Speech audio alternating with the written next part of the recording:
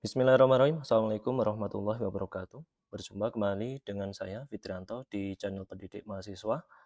Untuk kesempatan hari ini, saya akan menyampaikan kelanjutan dari perkuliahan kita yang mana di pertemuan pada minggu yang lalu kita belajar mengenai teori perilaku konsumen dan juga beberapa pendekatan-pendekatan mengenai apa yang ada di teori perilaku konsumen. Ada pendekatan nilai guna marginal dan nilai guna total. Nah, hari ini saya ingin menyampaikan ataupun membahas kembali dari apa yang telah kita pelajari di minggu yang lalu berkaitan dengan teori perilaku konsumen. Kita masuk ke slide pertama mengenai apa sih yang disebut dengan teori perilaku konsumen. Bahwasanya teori perilaku konsumen ini adalah suatu teori yang mempelajari mengenai bagaimana perilaku permintaan oleh konsumen terhadap barang dan jasa. Di teori ini menjelaskan bagaimana seseorang dengan pendapatan yang diperolehnya dapat membeli berbagai barang dan jasa. Sehingga ketika si konsumen tersebut sudah membeli barang dan jasa, maka kemungkinan ini akan tercapai kepuasan tertentu sesuai dengan apa yang diharapkannya. Dalam teori perilaku konsumen sendiri, ini juga dipengaruhi oleh beberapa faktor, di antaranya pendapatan, selera dari konsumen, dan harga barang. Dengan catatan, faktor-faktor yang lain dianggap tidak berubah atau ceteris paribus. Kita masuk ke slide berikutnya mengenai pendekatan di teori perilaku konsumen. Ini dibagi menjadi dua, ada pendekatan kardinal dan juga pendekatan ordinal. Di minggu yang lalu, yang kita pelajari masih di pendekatan kardinal. Saya kenapa hanya menyampaikan pendekatan kardinal di minggu yang lalu, karena untuk pendekatan kardinal sendiri yang mana ini dipelajari oleh kita ada nilai guna total dan nilai guna marginal.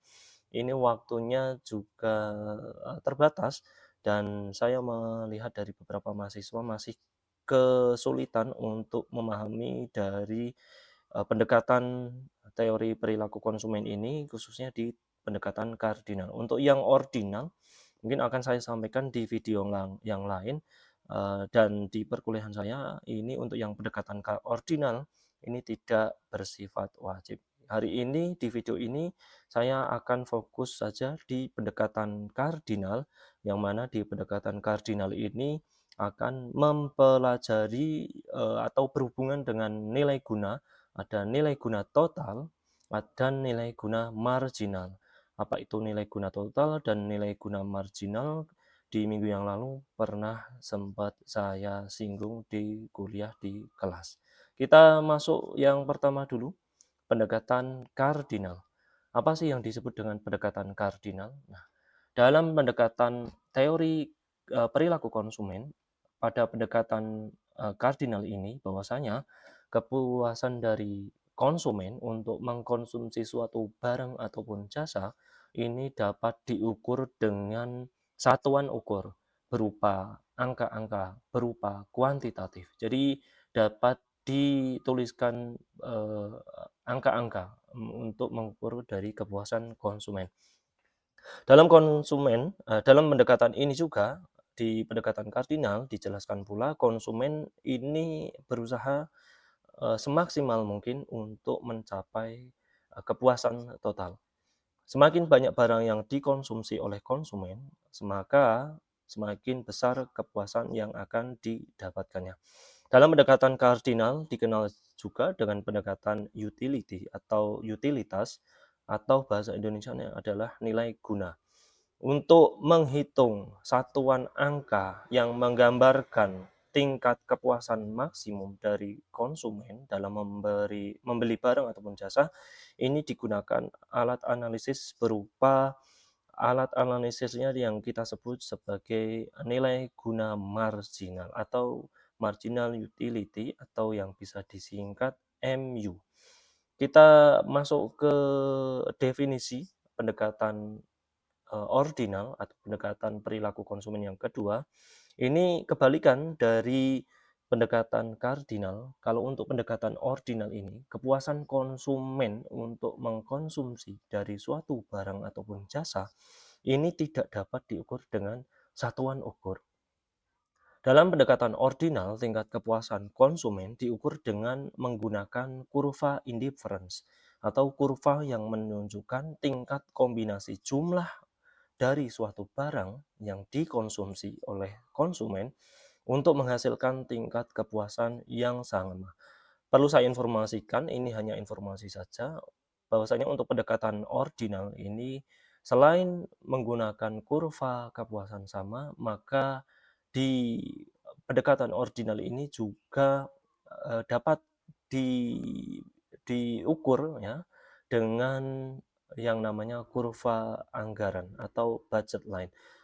Nah, teman-teman, untuk apa itu budget line ataupun kurva anggaran, maka bisa dilihat di video setelahnya ataupun di video yang lain di pembahasan mengenai pendekatan ordinal yang membahas kurva kepuasan sama dan kurva garis anggaran. Kita untuk video kali ini fokus hanya di pendekatan kardinal saja yang mempelajari mengenai nilai guna total dan nilai guna marginal. Kita masuk ke slide selanjutnya, di mana dalam dalam pendekatan teori perilaku konsumen yang pertama, yaitu pendekatan kardinal atau teori kardinal, ini yang dipelajari di dalamnya ada yang disebut namanya nilai guna atau utility, di mana nilai guna ini dibagi menjadi dua,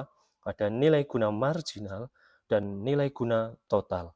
Kita bahas satu-satu apa itu nilai guna marginal dan apa itu nilai guna total. Kita masuk atau membahas apa yang disebut nilai guna marginal atau marginal utility. Menunjukkan nilai guna tambahan yang diperoleh dari suatu unit tambahan konsumsi dari suatu barang ataupun jasa. Ketika jumlah suatu barang yang dikonsumsi meningkat, maka nilai guna marginal dari barang tersebut akan cenderung semakin berkurang. Di nilai guna marginal ini terjadi hukum Gaussian yang pertama atau the law of diminishing utility yang berbunyi bahwa semakin banyak satuan barang yang dikonsumsi oleh konsumen, maka semakin kecil nilai guna atau MU dari kepuasan yang diperoleh konsumen atau bahkan bisa jadi menjadi nol atau bahkan negatif. Bisa saya contohkan dari nilai guna marginal ini ketika seseorang itu merasa haus, ya, berada dalam suasana yang panas, maka orang tersebut cenderung akan meminum air. Nah, minum air itu biasanya dari konsumen atau dari kita-kita ini biasanya tidak hanya seteguk, 2 teguk, ataupun 3 teguk, melainkan bisa beberapa teguk.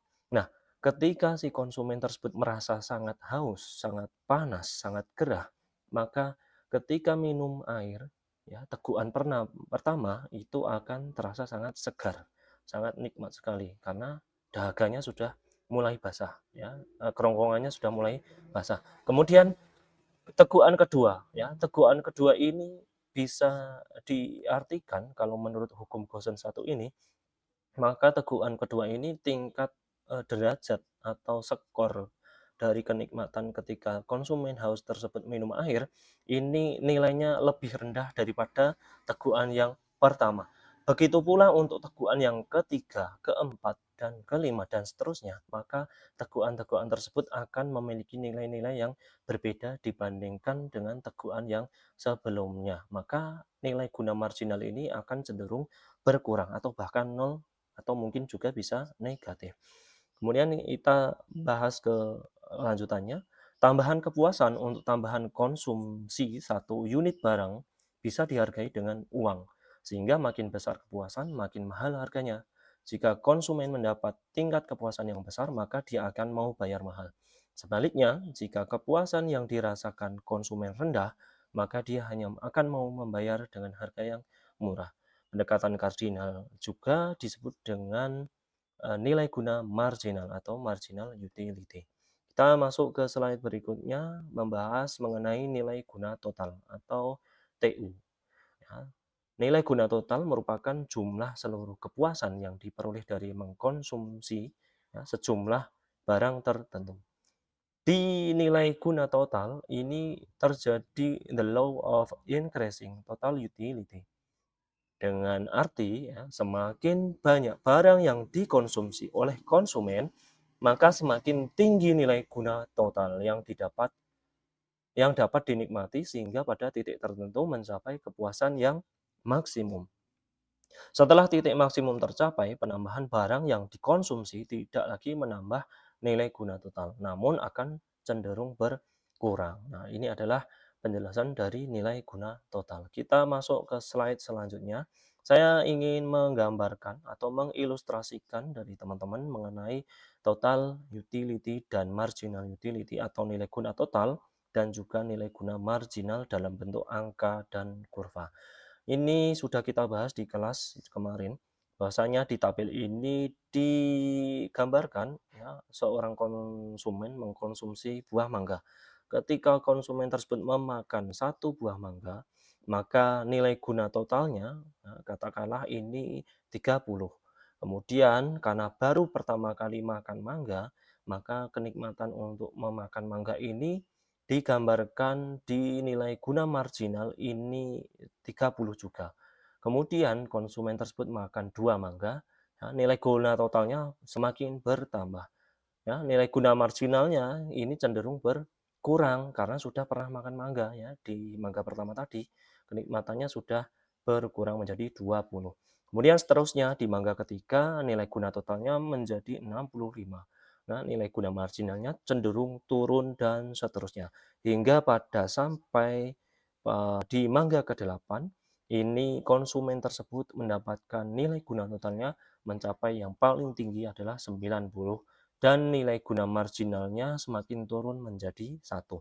Nah, ini apabila konsumen terus makan buah mangga hingga ke 9, 10, dan 11, maka ini untuk nilai guna totalnya, karena tadi sudah mencapai kepuasan maksimum, ini nilai guna totalnya cenderung akan menurun juga. Ya, untuk nilai guna marginalnya bagaimana, Pak? Ya, nilai guna marginal sudah saya ingatkan di awal tadi bahwasanya untuk nilai guna marginal ini akan semakin turun. Ketika konsumen itu menambah mangga ke-9, maka nilai guna marginalnya malah menjadi negatif 1. Apabila diteruskan ke 10 menjadi negatif 4 dan apabila diteruskan ke 11, 12 dan seterusnya ini akan semakin negatif. Baik. Nah, ini ilustrasi dari gambaran penjelasan mengenai nilai guna total dan nilai guna marginal. Kalau untuk nilai guna total maupun marginal ini juga dapat digambarkan dengan kurva. Ini bisa dilihat di slide ya, seperti slide yang selanjutnya. Ya, ini untuk kurva nilai guna total. Kemudian untuk yang selanjutnya ini adalah kurva nilai guna marginal.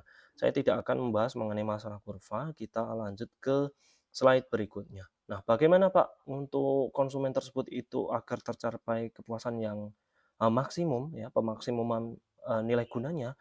Nah, ini ada penjelasannya. Setiap orang akan berusaha untuk memaksimumkan kepuasannya, ya, nilai gunanya, baik yang nilai guna total maupun yang nilai guna marginal dari barang-barang yang dikonsumsi. Tingkat itu dapat dicapai pada waktu nilai guna total mencapai tingkat yang maksimum. Kemudian jika ini saya contohkan, apabila konsumen ini menemukan atau dihadapkan dua barang atau lebih yang mempunyai nilai guna yang sama, tetapi harganya berbeda, maka orang akan memilih barang dengan harga yang lebih murah. Ya, barangnya misalnya kualitasnya sama, mereknya sama, ya, kemudian spesifikasinya sama dan seterusnya. Tapi yang satu murah, yang satu mahal. Normalnya manusia akan lebih memilih dengan harga yang murah. Misal harga barang A 3 kali lebih mahal dari barang B. dengan membeli barang B akan mendapatkan 3 kali nilai guna dari barang A. Maka, normalnya manusia akan membeli barang atau, eee lebih memilih atau meminta untuk membeli barang B, karena akan mendapatkan 3 kali nilai guna dari barang A, karena sama-sama mereknya sama, kualitasnya sama, dan seterusnya. Kita masuk ke slide berikutnya, ya. Syarat untuk memaksimumkan nilai guna. Ini menurut Sardono Sukirno di buku ekonomi mikro atau mikroekonomi. Yang pertama, syaratnya adalah seseorang akan memaksimumkan nilai guna dari barang-barang yang dikonsumsinya apabila perbandingan nilai guna marginal dari berbagai barang adalah sama. Jadi misal ada 2 barang, ya, ketika dihitung nilai guna marginalnya atau MU, ini menemukan atau mendapatkan hasil yang sama, maka, ini, akan tercapai kepuasan yang maksimum. Kemudian syarat yang kedua, seseorang akan memaksimumkan nilai guna dari barang-barang yang dikonsumsinya apabila nilai guna marginal untuk setiap rupiah yang dikeluarkan atau harga yang dikeluarkan adalah sama untuk tiap barang yang dikonsumsikan. Untuk ilustrasi yang nomor 2 ini dapat digambarkan dengan rumus seperti ini ya. Ya, MU ya, nilai guna marginal dari barang X dibagi harga dari barang X ya, sama dengan misal nilai guna dari barang Y dibagi dengan harga dari barang Y dan seterusnya.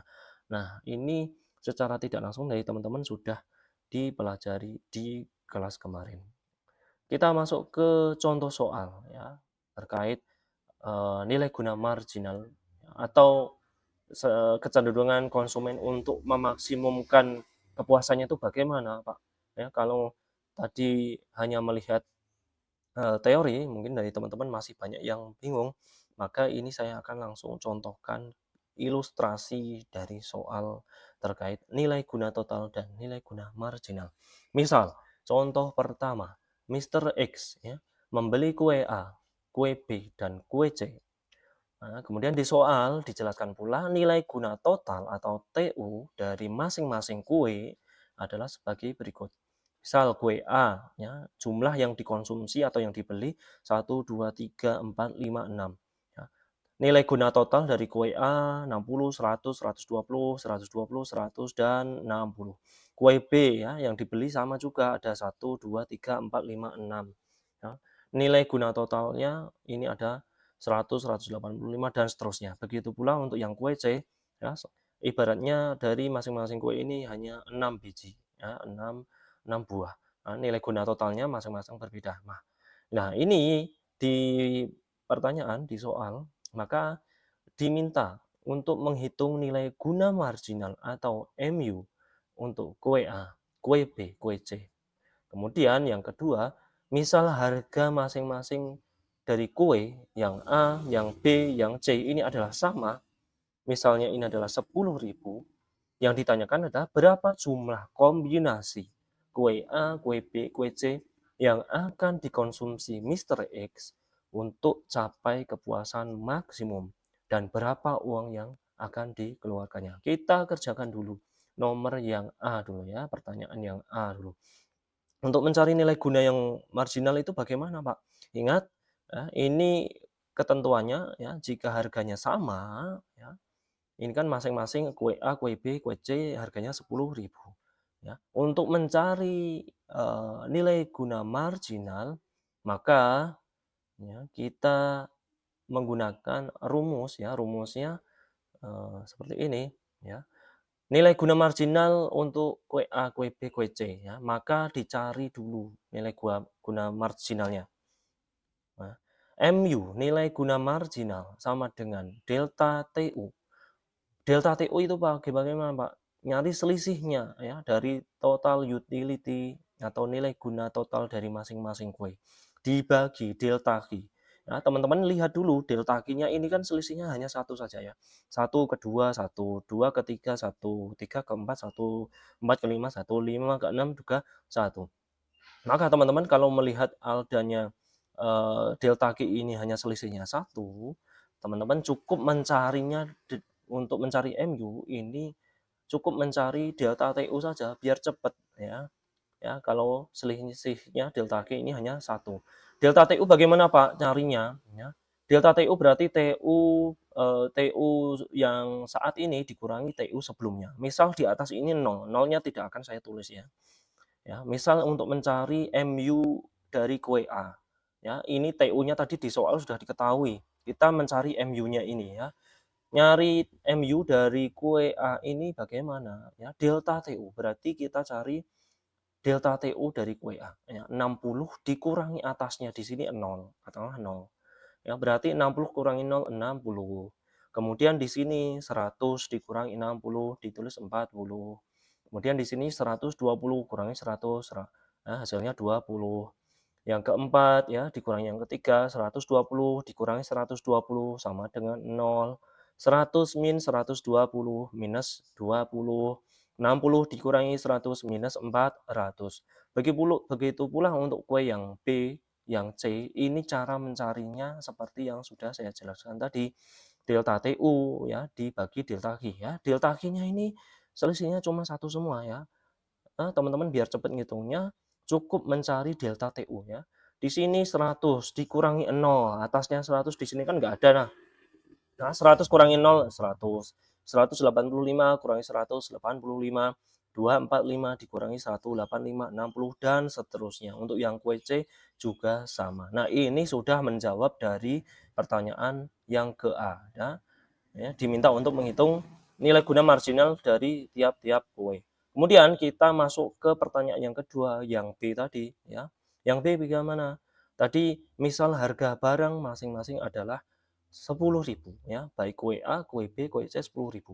Berapa jumlah kue ya, kombinasi kue A, B, C yang akan dikonsumsi Mr. X untuk capai kepuasan maksimum dan berapakah jumlah uang yang dikeluarkannya. Nah, ini teman-teman perlu diperhatikan. Kalau di soal yang pertama ini ya, ada catatannya, jika harga tiap barang adalah sama, sama itu maksudnya apa Pak? Harganya sama tadi kan 10.000 semuanya. Baik yang A, yang B, yang C ini kan 10.000. Maka untuk mencari nilai guna marginal atau MU-nya ya akan mencapai maksimum jika nilai guna marginal dari tiap barang baik yang dari A, dari B, dari C adalah nilainya sama besarnya. Tadi kita sudah mencari nilai MU dari masing-masing kue, baik yang A, yang B, yang C.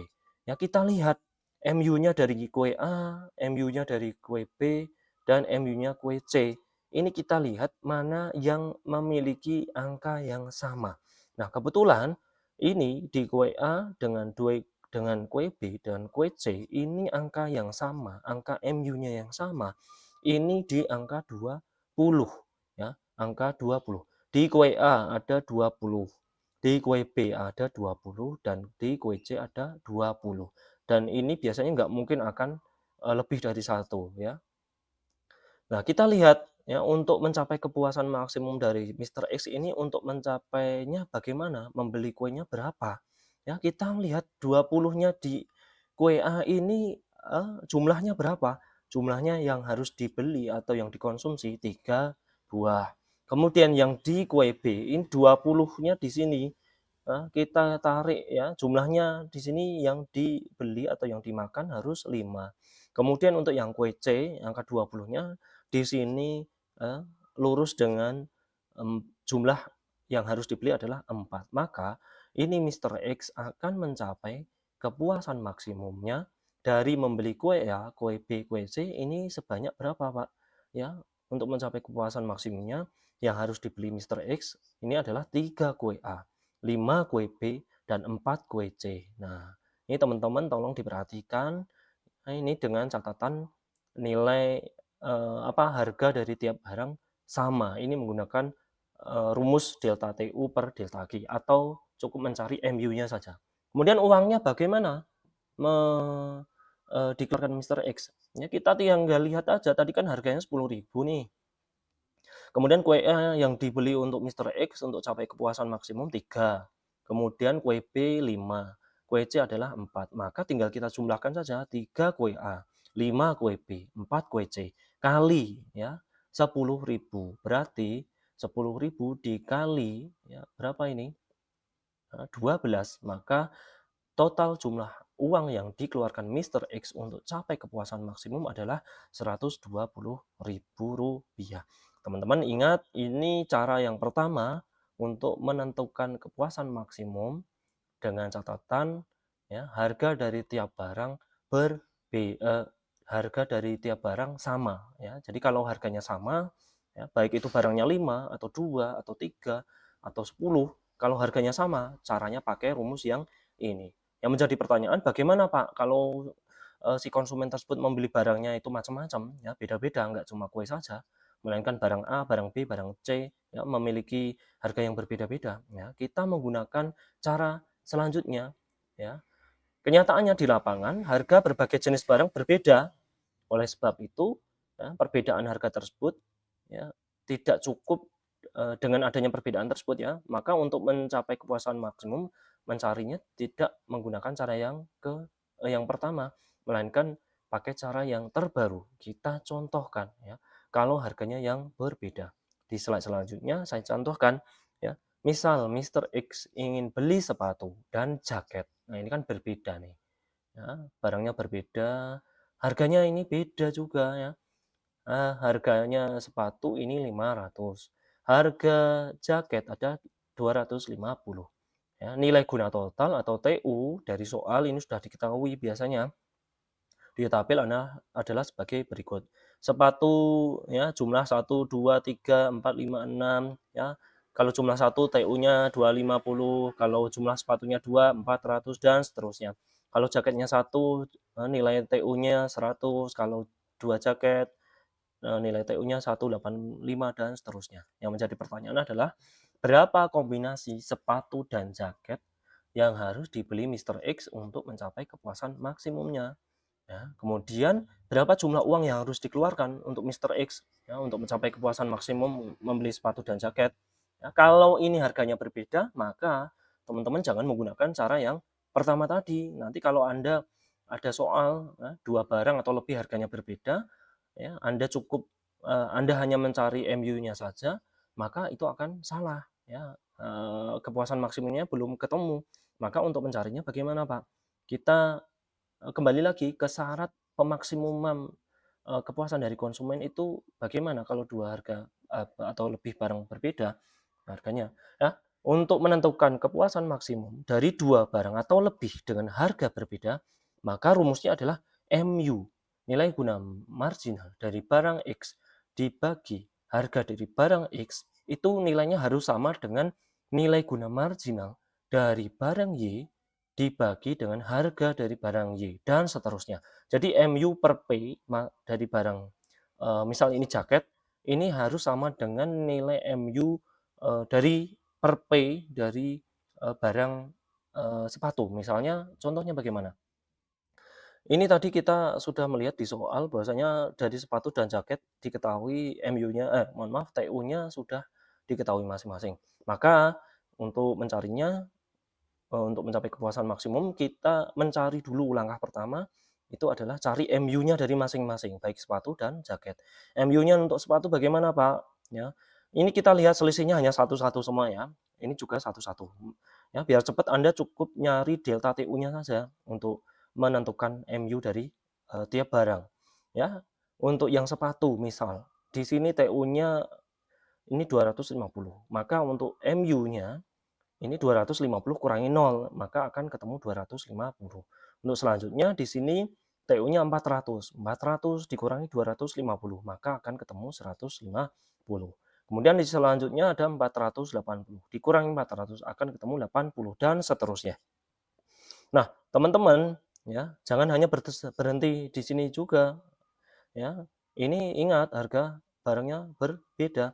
Maka untuk menentukan kepuasan maksimum dari dua barang yang berbeda, maka harus dibagi harganya. MU-nya tadi katakanlah di sini teman-teman sudah mencari ya, semua sampai bawah ya. Maka ya kita lanjut untuk menghitung MU-nya dari sepatu dibagi P itu kan harganya dari sepatu. Maka MU per P dari sepatu yang pertama ini 0,5. Maksudnya Pak, ini untuk mencarinya 250 dibagi P-nya dari sepatu 500, maka hasilnya 0,5. Kemudian untuk yang kedua selanjutnya MU-nya sepatu yang kedua 150 dibagi 500, maka hasilnya 0,3. Untuk MU-nya sepatu yang ketiga 80 dibagi 500, maka akan ketemu 0,16 dan seterusnya. Ini baru yang sepatu. Untuk yang jaket bagaimana Pak menghitungnya? Sama ya, teman-teman cari MU-nya dulu. Cari MU berarti kalau di sini delta Q-nya 1, teman-teman cukup mencari delta TU saja. Delta TU di sini 100 dikurangi 0 sama dengan 100. Di sini ada 185 dikurangi 185. 245 dikurangi 185. Ini 60 dan seterusnya. Nah, jangan hanya berhenti di MU ya. Ini ingat harganya berbeda, maka lanjut juga MU per P. MU-nya jaket dibagi harganya jaket. MU-nya jaket yang pertama 100 dibagi harga jaket 250, maka hasilnya 0,4. Kemudian untuk yang kedua 85 MU jaket yang kedua nilainya 85 dibagi harga jaket P-nya jaket ya, dibagi 250 sama dengan 0,34. Kemudian MU-nya jaket yang ketiga 60 dibagi harganya dari jaket atau P-nya jaket 250 sama dengan 0,24. Kemudian untuk yang keempat MU jaket yang keempat 40 dibagi P-nya dari jaket 250 sama dengan 0,16. Nah, ini untuk menentukan kepuasan maksimum dengan catatan harganya barang berbeda. Ya. Kalau harga barang berbeda, jangan hanya berhenti di MU. Ya, harus ada kelanjutannya MU per P. Ya, MU per P. Kalau untuk yang contoh soal yang pertama tadi, harganya sama. Nah, kalau harga sama cukup cari MU. Kalau harga beda, maka selain cari MU harus juga dicari MU per P dari masing-masing barang. Maka untuk menentukan kepuasan maksimum dari dua barang atau lebih yang dibeli oleh konsumen untuk mencapai kepuasannya, maka kita lihat tadi ya MU per P dari masing-masing baik sepatu maupun jaket kita lihat ya ada angka yang sama enggak dengan yang satunya. Ini misal ini barangnya hanya dua. Kita lihat jaket di sini ada 0,16 ya untuk ya mohon maaf yang sepatu ada 0,16. Kemudian untuk yang jaket ini juga ada 0,16. Ya kita lihat berarti ini ada angka yang sama. Kita lihat sebelahnya 0,16-nya untuk yang sepatu berarti di jumlah yang ketiga 0,16-nya dari jaket ini berada di jumlah yang keempat. Maka dapat disimpulkan jumlah kombinasi sepatu dan jaket yang dibeli Mr. X untuk mencapai kepuasan maksimum adalah 3 sepatu dan 4 jaket ya. Jadi ini Mr. X untuk capai kepuasan maksimum harus beli 3 sepatu dan 4 jaket. Terus kemudian uangnya bagaimana, Pak? Tinggal kita kali ya. Ya, satu-satu dulu ya. Harganya berbeda nih. Ya, jumlah uang yang dibayar Mr. X untuk capai kepuasan maksimum adalah ya, sepatunya tadi adalah 3. Harga sepatu adalah 500. Berarti 3 kali 500, 1.500. Kemudian ya, jaketnya tadi untuk mencapai kepuasan maksimum harus beli 4. Ya, harga jaket 250. Berarti 4 dikali 250. Ya, berarti berapa? 1.000. Ya, 1.000 ya, 1.000 ditambah 1.500. Berarti ya, untuk mencapai kepuasan maksimum dari Mr. X maka harus mengeluarkan uang 2.500. Gitu teman-teman. Ini untuk mencari atau menentukan kepuasan maksimum dari dua barang yang berbeda. Jadi di teori kardinal ini yang dipelajari adalah teori nilai guna total atau TU dan bukan teori ya, nilai guna marginal atau MU. Di soal tadi ada dua jenis. Yang pertama, soal yang pertama itu menentukan kepuasan dari konsumen dengan catatan harga barang yang sama. Kalau semuanya harganya sama. Kalau untuk contoh yang kedua tadi ya, menentukan kepuasan konsumen, jika harga barangnya berbeda-beda, maka gunakan dengan cara yang beda pula. Ya, kalau untuk yang harga sama, ya, kalau diketahui dua barang atau lebih harganya sama, maka untuk menentukan kepuasan maksimum cukup mencari nilai MU-nya. Ya. MU dari tiap-tiap barang, Anda cari angka yang sama mana, itu adalah eh, kepuasan maksimum yang akan dicapai konsumen. Tapi kalau dua barang atau lebih itu harganya berbeda, maka selain mencari MU, harus dicari MU per P dari masing-masing barang. Ya, setelah MU per P masing-masing barang dihitung, Anda lihat ya, angka yang sama mana. Itu adalah angka yang menunjukkan kepuasan maksimum konsumen dalam membeli suatu barang ataupun jasa. Mudah-mudahan ini cukup ya, cukup jelas dari teman-teman. Semoga bisa mengerjakan apabila nanti saya kasih soal dengan tipe-tipe yang berbeda. Terima kasih. Kita cukupkan untuk video kali ini. Semoga bermanfaat. Untuk yang teori ordinal yang membahas mengenai kurva kepuasan sama dan kurva garis anggaran akan saya sampaikan di video yang lain. Teman-teman di kelas saya cukup mempelajari yang teori atau pendekatan kardinal saja, yang mana menjelaskan bahwasanya kepuasan dari konsumen dapat dihitung melalui angka. Kita cukupkan untuk video kali ini. Ya, terima kasih atas perhatiannya. Ya, jangan lupa untuk terus belajar, belajar dan belajar. Ya, bagi teman-teman yang merasa masih belum bisa mengikuti perkuliahan saya dengan maksimal, tolong dilihat video ini untuk belajar agar tidak ketinggalan. Terima kasih semuanya. Kita jumpa di video selanjutnya dengan materi yang berbeda. Assalamualaikum warahmatullahi wabarakatuh.